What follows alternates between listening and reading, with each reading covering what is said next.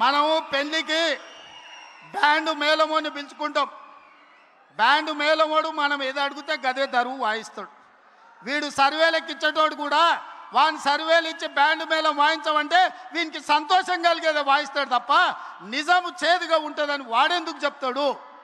అసలు వాళ్ళయ్యా ఆయల్లా రెండోసారి ప్రభుత్వం వచ్చినప్పుడు హరీష్ రావును మంత్రిని చేయనిక ఏడాది పట్టింది.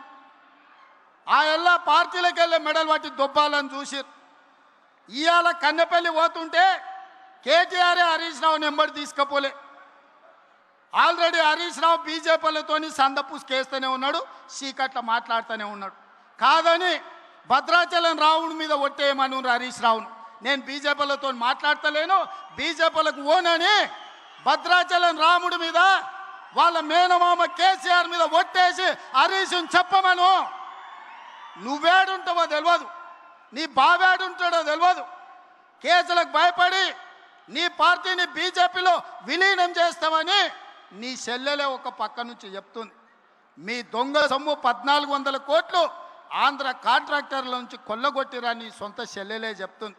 సిగ్గులేనోడా, ఇన్ని నిజాలు ఇట్లుంటే తెలంగాణ ప్రజలు నీకు ఓటేస్తారు అనుకుంటున్నావా?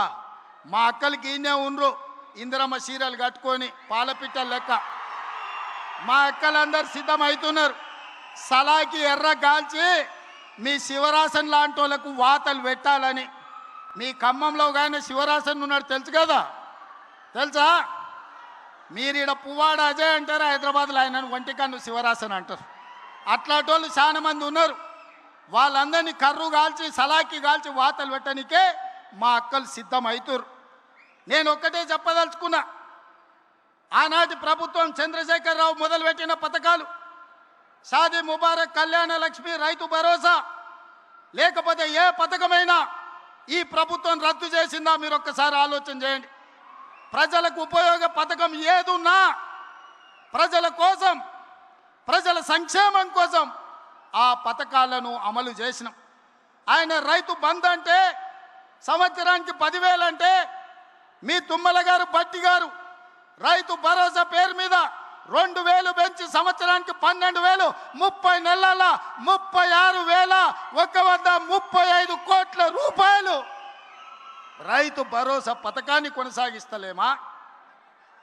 ఆనాడు డబుల్ బెడ్రూమ్ ఇళ్ళని ఆనా పిల్లల కోట శ్రీనివాసరావు కథలు చెప్పినట్టు కోడిని పైన కట్టి సద్దన్నం కింద తింటే ఈ డబుల్ బెడ్రూమ్ జోల్ని చెప్పి మనల్ని మోసం చేస్తే మీ అభిమాన నాయకుడు పొంగులేటి శ్రీనివాసరెడ్డి ఇందిరమ్మ ఇండ్లు మొదటి విడత 4.5 లక్షలు, రెండో విడత 2.5 లక్షలు, 7 లక్షల ఇండ్లు కట్టి మీ ఖమ్మం జిల్లాలోనే గిరిజన సోదరుల మధ్యన గృహ ప్రవేశాలు చేసింది నేను కాదా? మీ అభిమానంతో నన్ను ఆదరించింది నిజం కాదా?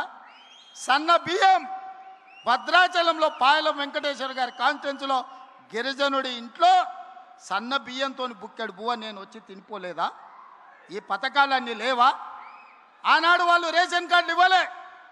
ప్రతి పేదవాడికి ఈనాడు రేషన్ కార్డు ఇచ్చినాం, ప్రతి పేదవాడికి సన్న బియ్యం ఇచ్చినాం, 50 లక్షల కుటుంబాలకు 200 యూనిట్లు ఉచిత విద్యుత్ ఇచ్చినాం, పేదవాడికి 7 లక్షల ఇందిరమ్మ ఇండ్లు ఇచ్చినాం, పేదవాడికి 20,617 కోట్ల రూపాయలు రైతు రుణమాఫీ 2 లక్షల వరకు చేసినాం. ఆనాడు 1,00,000 రూపాయలు అన్నాడు, 4 విడతలు అన్నాడు. అసలు